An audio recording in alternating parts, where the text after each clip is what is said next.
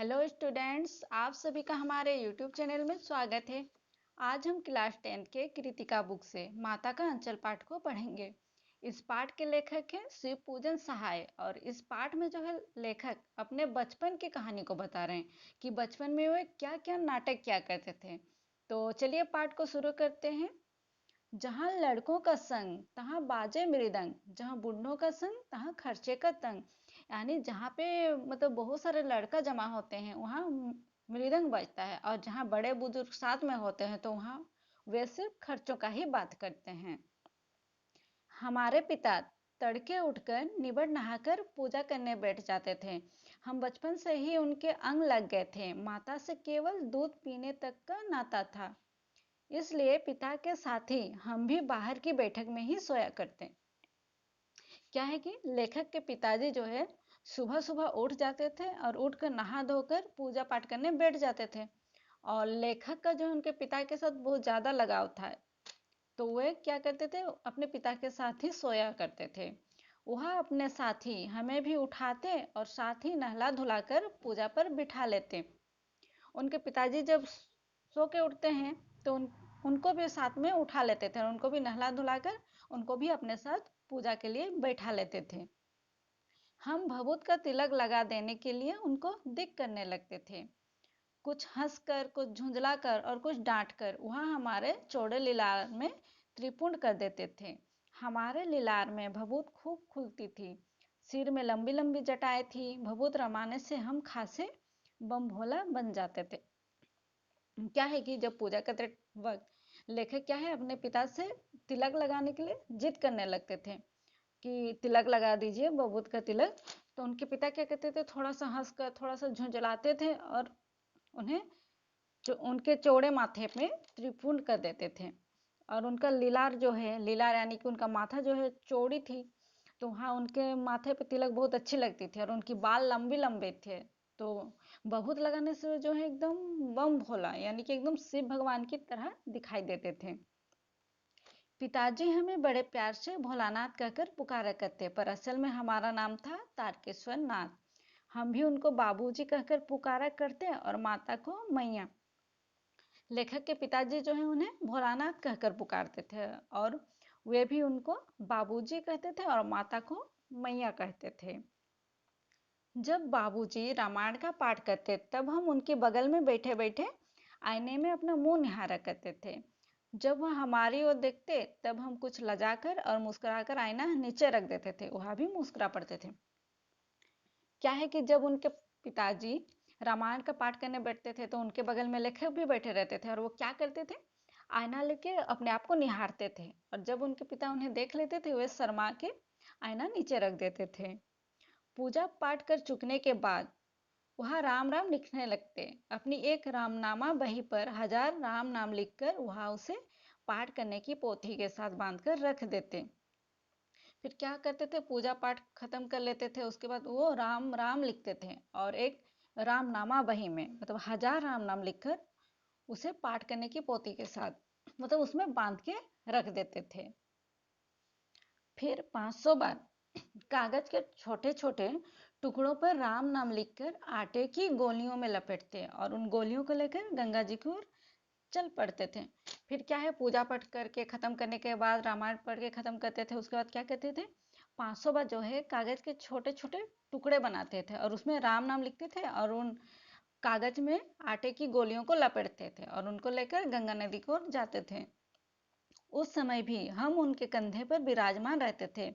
जब वह गंगा में एक एक आटे की गोलियां फेंककर मछलियों को खिलाने लगते तब भी हम उनके कंधे पर ही बैठे बैठे हंसा करते। जब वह मछलियों को चारा देकर घर की ओर लौटने लगते तब बीच रास्ते में झुके हुए पेड़ों की डालों पर हमें बिठाकर झूला झूलाते थे।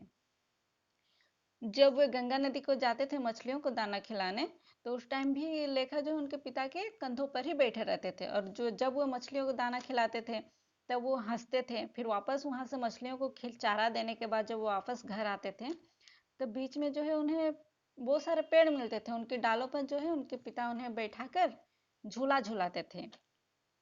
कभी कभी बाबूजी हमसे कुश्ती भी लड़ते, वह शिथिल होकर हमारे बल को बढ़ावा देते और हम उनको पछाड़ देते थे। यह उतान पड़ जाते और हम उनकी छाती पर चढ़ जाते थे। फिर कभी कभी क्या करते हैं, उनके पिताजी के साथ वे कुश्ती लड़ते थे और उनके पिता जो है जानबूझकर अपने आप को शिथिल कर देते थे कि और वे लेखक समझते थे कि हाँ मैं जीत गया। और जब वो एकदम सीधे लेट जाते थे तो वे उनके छाती पे चढ़ जाते थे और उनकी जो लंबी लंबी मूछें उखाड़ने लगते थे। जब हम उनकी लंबी लंबी मूछें उखाड़ने लगते तब वह हंसते हंसते हमारे हाथों को मूछों से छुड़ाकर उन्हें चूम लेते थे। और जब लेखक जो उनकी मूछों को उखाड़ने लगते थे तब उनके पिता उनके हाथों को मूछों से हटाकर चूमते थे। फिर जब हमसे खट्टा और मीठा चुम्मा मांगते तब हम बारी बारी कर अपना बायां और दाहिना गाल उनके मुंह की ओर फेर देते थे। फिर जब उनके पिता उन्हें किस मांगते थे कि एक खट्टा किस दो, मीठा किस दो, तब वे अपना बारी बारी से अपना बायां दायां गाल उनके सामने कर देते थे। बाएं का खट्टा चुम्मा लेकर जब वह दाहिने का मीठा चुम्मा ले लगते तब अपनी दाढ़ी या मूछ हमारे कोमल गालों पर गड़ा देते थे। हम झुंझलाकर फिर उनकी मूछें नोचने लग जाते थे। इस पर वह बनावटी रोना रोने लगते और हम अलग खड़े खड़े खिलखिलाकर हंसने लग जाते थे। जब उनके पिताजी उन्हें किस करते थे तो उनकी मूछें उनके गाल में गड़ा देते थे। इससे वो लेखक बहुत चिढ़ जाते थे, एकदम झुंझला जाते थे। तो फिर क्या है कि उनके पापा झूठ मूठ का वो रोने लगते थे और इससे लेखक को जो बहुत मजा आता था और वो हंसने लगते थे। उनके साथ हंसते हंसते जब हम घर आते तब उनके साथ ही हम भी चौके पर खाने बैठते थे। फिर जब वे घर वापस आते थे तो एक ही साथ खाने बैठते थे। वहाँ हमें अपने ही हाथ से फूल के कटोरे में गोरस और भात सान कर खिलाते थे। फिर वो क्या कहते थे, उसके पिताजी अपने ही हाथों से उनको भोजन दूध या दूध के साथ उनके खाने को मिला के उन्हें खिलाते थे। जब हम खाकर रफत जाते तब मैया थोड़ा और खिलाने के लिए हट करती थी।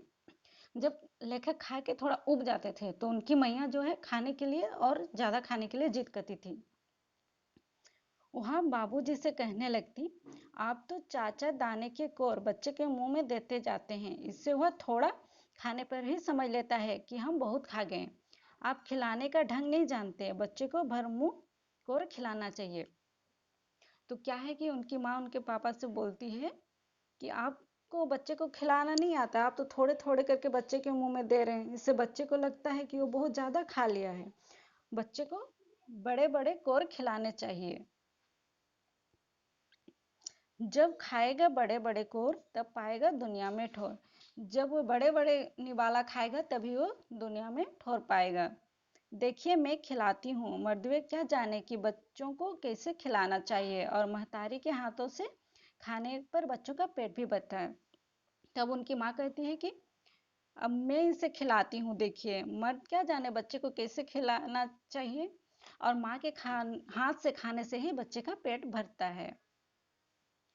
यह कहुआ थाली में दही भात शांति और अलग अलग तोता मैना कबूतर हंस मोर आदि के बनावटी नाम से कोर बनाकर यह कहते हुए खिलाती जाती कि जल्दी खा लो नहीं तो उड़ जाएंगे। पर हम उन्हें इतनी जल्दी उड़ा जाते थे कि उड़ने का मौका ही नहीं मिलता था। फिर उनकी माँ क्या करती थी कि थाली में जो है दही और चावल को मिलाती थी और अलग अलग उनका नाम रख देती थी, जैसे तोता मैना कबूतर इत्यादि, और उन्हें बोलती है कि जल्दी जल्दी खा लो वरना ये उड़ जाएंगे। जब हम सब बनावटी चिड़ियों को चट कर जाते थे तब बाबूजी कहने लगते, अच्छा अब तुम राजा हो जाओ खेलो। जब लेखक खाना खा के खत्म कर लेते थे तो उनके पिता बोलते थे, जाओ अब तुम राजा हो, बाहर जाके खेलो। बस हम उठकर उछलने कूदने लगते थे, फिर रस्सी में बंधा हुआ काठ का घोड़ा लेकर नंग धड़ंग बाहर गली में निकल जाते थे। फिर वो क्या कहते थे, रस्सी में उनका काठ का घोड़ा रहता था बंधा, उनको लेकर खेलने चले जाते थे। जब कभी मैया हमें अचानक पकड़ पाती तब हमारे लाख छटपटाने पर भी एक चुल्लू कड़वा तेल हमारे सिर पर डाल ही देती थी। हम रोने लगते और बाबूजी उस पर बिगड़ खड़े होते, पर वह हमारे सिर में तेल बोत कर हमें उबट कर ही छोड़ती थी। फिर जब वो खेलते रहते थे तो उनकी माँ उन्हें पकड़ लेती थी और बालों में जो है सरसों का तेल लगा देती थी और वो इससे रोने लगते थे। और फिर उनके बालों में तेल लगाती थी, तब जाके उन्हें छोड़ती थी। फिर हमारी नाभि और लिलार में काजल की बिंदी लगाकर चोटी गूंथती और उसमें फूलदार लट्टू बांधकर रंगीन कुर्ता टोपी पहना देती थी। हम खासे कन्हैया बनकर बाबूजी की गोद में सिसकते सिसकते बाहर आते थे। फिर उनकी माँ जो है उनके बालों में चोटी कर देती थी, उनकी नाभि में और माथे में काजल की बिंदी लगा देती थी, जिससे कि उनको नजर ना लगे। फिर उन्हें रंगीन कुर्ता टोपी पहना देती थी। उसके बाद वो जो है रोते रोते उसके पिता के साथ बाहर आ जाते थे। बाहर आते ही हमारी बाट जोहने वाला बालकों का एक झुंड मिल जाता था। हम उन खेल के साथियों को देखते ही सिसकना भूलकर बाबूजी की गोद से उतर पड़ते और अपने हमजोलियों के दल में मिलकर तमाशे करने लग जाते थे। फिर जब वो अपने पिता की गोद में रोते रोते बाहर आते थे तो वहाँ पे बालकों का उन्हें झुंड मिल जाता था जो खेलते रहते थे, और उनको देखकर वे अपना रोना भूल जाते थे और अपने पिता की गोद से उतरकर खेलने लग जाते थे। तमाशे भी ऐसे वैसे नहीं, तरह तरह के नाटक, चबूतरे का एक कोना ही नाटक घर बनता था। बाबूजी जिस छोटी चौकी पर बैठकर नहाते थे वही रंगमंच बनती। उसी पर सरकंडे के खंभों का कागज का चौंदुआ तानकर मिठाइयों की दुकान लगाई जाती। फिर वो क्या क्या नाटक करते थे कि चबूतरे को, मतलब उनके पापा जहाँ पे बैठते थे उस चौकी पर जहाँ नहाते थे वहाँ पे रंगमंच बनाते थे। उसी पर सरकंडे के खंभों का, मतलब कागज का चौंदुआ, मतलब तंबू बनाते थे। मिठाइयों की दुकान लगाई जाती, उसमें चिलम के खोचे पर कपड़ों के थालों में ढेले के लड्डू, पत्तों की पूरी कचौरियाँ, गीली मिट्टी की जलेबियाँ, फूटे घड़े के टुकड़ों के बतासे आदि मिठाइयाँ सजाई जाती।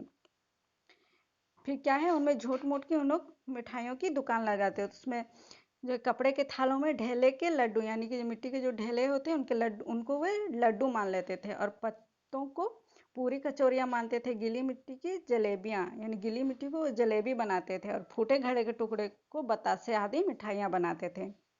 ठीकरों के बटखरे और जस्ते के छोटे छोटे टुकड़ों के पैसे बनते। वो क्या कहते थे, जस्ते के छोटे छोटे टुकड़े को पैसा मान लेते थे। हम ही लोग खरीदार और हम ही लोग दुकानदार। बाबूजी भी दो चार गोरखपुरी एक पैसे खरीद लेते थे। और क्या करते थे लेखक, वही लोग खरीदार भी बनते थे और वही लोग दुकानदार बनते थे, और उनके पिताजी भी जो है उनसे पैसे खरीद लेते थे। थोड़ी देर में मिठाई की दुकान बढ़ाकर हम लोग घरौंदा बनाते थे। धूल की मेड़ दीवार बनती और तिनकों का छप्पर। क्या कहते थे वो लोग, मिठाई की दुकान को वो लोग घरौंदा बना लेते थे, फिर धूल की मेड़ की दीवार बनाते थे और तिनकों का जो है छप्पर बनाते थे, यानी वो उनका छत बनाते थे। दातुन के खंबे, दांतों से जो है खंबे बनाते थे। दिया सलाई की पेटियों के किवाड़, घड़े की मुहड़े की चूल्हा चक्की, दिए की कढ़ाई और बाबूजी की पूजा वाली अचमनी कलछी बनती थी। फिर वो दिया सलाई की पेटियों के किवाड़ बनाते थे, और घड़े के मुहड़े के, मतलब घड़े के जो मुंह होते हैं ना उसमें चूल्हा चक्की उसको मान लेते थे, और दिए को कढ़ाई बनाते थे, और जो अचमनी होती है उनको कलछी बनाते थे। पानी के घी, धूल के पिसान और बालू की चीनी से हम लोग ज्योनार तैयार करते थे। और क्या कहते थे लोग, पानी को घी मानते थे और धूल को पिसान और बालू को चीनी, और उनको मिलाकर वो भोजन तैयार करते थे। हम ही लोग ज्योनार करते और हम ही लोगों की ज्योनार बढ़ती थे। और क्या कहते थे, वही लोग भोजन करते थे और वही लोग का ही दवा चलती थी।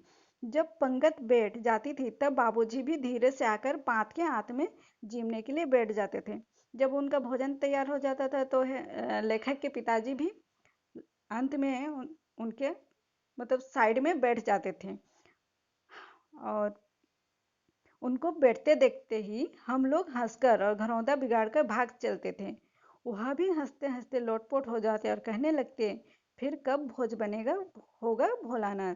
फिर जो है उनके पापा भी आके बैठने लग जाते थे, तो ये लोग शर्मा जाते थे, हंसकर और घर को बिगाड़ कर भाग जाते थे, और उनके पिता बोलते थे फिर कब भोज होगा भोलानाथ, बोल के उन्हें हंस देते थे।